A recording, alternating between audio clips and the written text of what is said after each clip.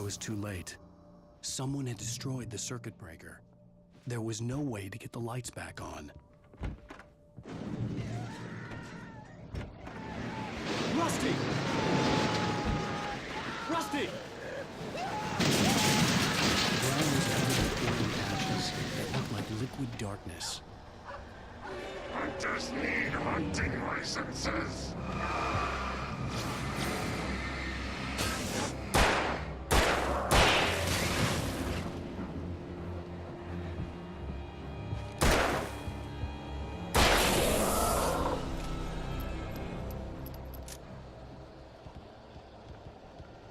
Something had torn a mammoth-sized hole in the wall. Please don't feed the animals. Fishing is only permitted for those visitors who purchase a park fishing license. Obey instructions at all times. Rusty, no! Never. Two bears and wolves never approach any other wildlife closer than 25 yards. Pets must be leashed at all times. Never leave your pet unattended.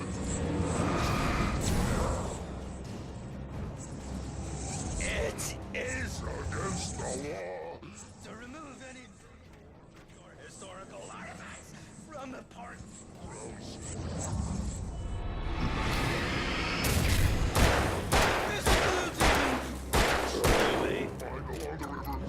Even simple berries!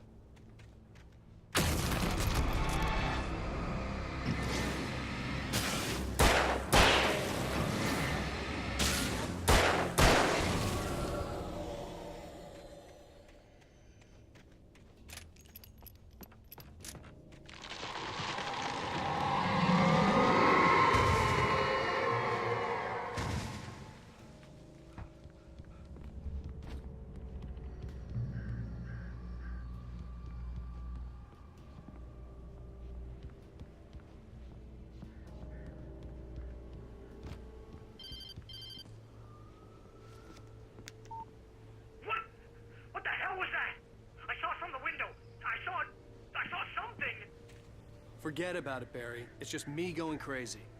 Oh, jeez. Oh, jeez. You're not crazy. I wish you were crazy, but you're not crazy. Ow, be careful. Stay in the cabin. Don't open the door for anyone.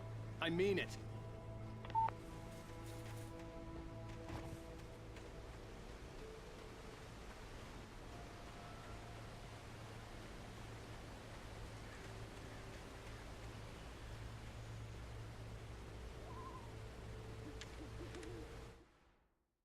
In that last instant of consciousness, Rusty thought about Rose. He was older than she was. Rose was barely out of her teens, but she made him feel young and forget what a train wreck his long-dead marriage had been. He still wore the ring. He'd been waiting for her to tell him to take it off. Now she never would.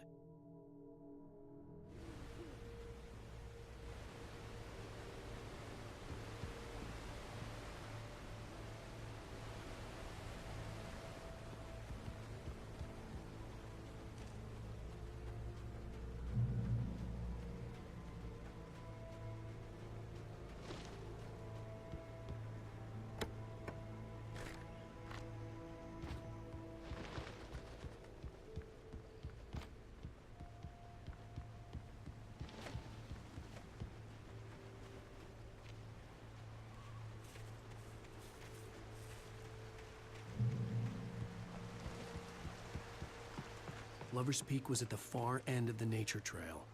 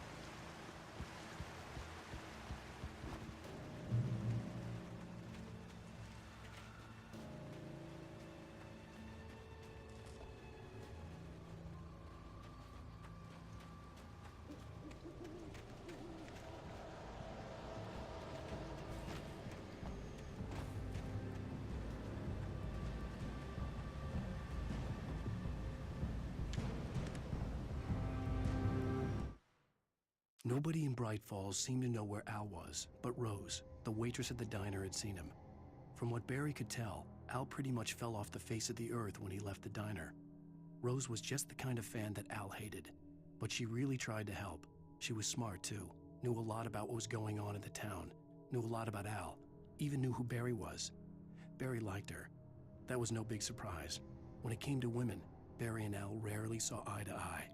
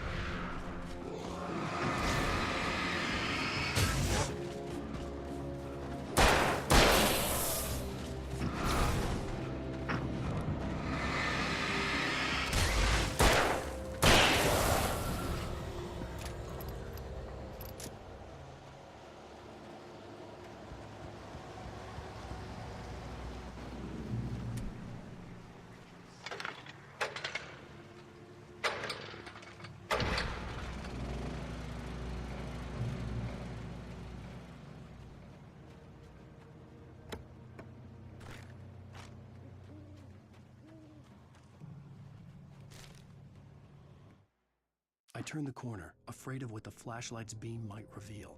Suddenly, a roughly painted symbol of a torch glowed in the light. Behind it, hidden by a rock, sat a battered metal trunk.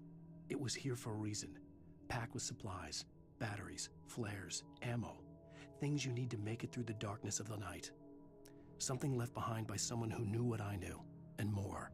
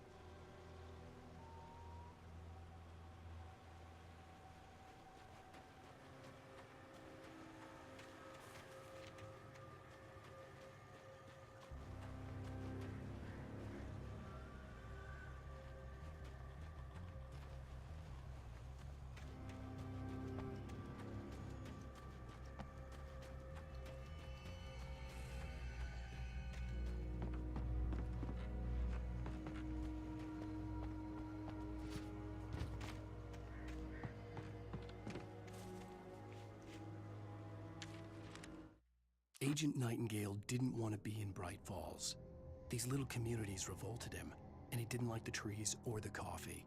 He now knew that impossible horrors lurked behind the storefronts and smiles. He desperately wanted to turn the car around and just drive until he passed out or ran out of road and booze. But he had a job to do. He had a rider to catch, at any cost.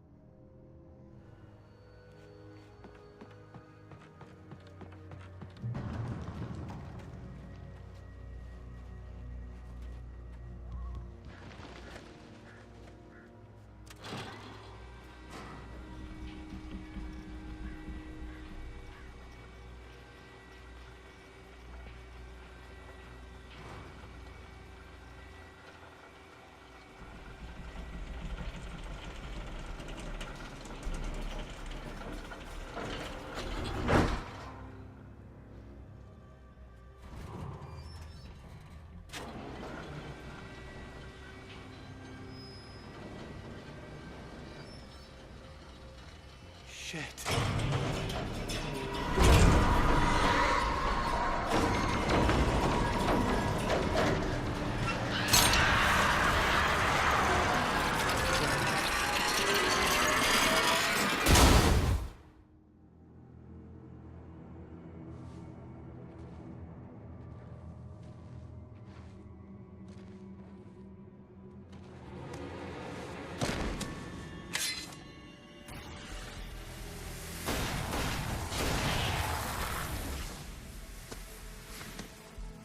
Come on, we gotta get moving. More of them coming.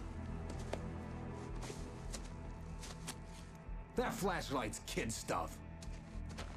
The flares will keep the bastards away.